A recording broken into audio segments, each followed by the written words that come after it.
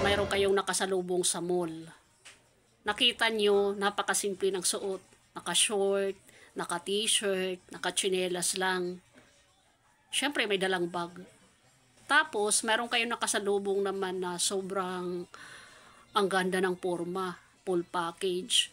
Naka-makeup, naka-lipstick, naka-lahat na ng pwedeng mailagay na colorete sa mukha, nilagay na. Tapos, naka-heels pa yan.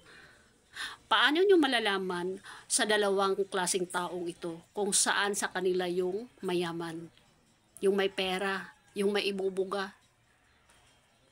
So, siguro naisip nyo yung naisip ko. Ako alam ko na kung sino. Kung sino yung may ibubuga doon, yung naka-t-shirt at naka-tsinelas. Ganyan yung pormahan ng mayroon talagang ibubuga o may pera talaga. Pero yung mga pilingera, kung umasta, akala mo, nasa kanila na lahat. Panlabas lang pala yun. Wala pala yun sa, sa totoong buhay.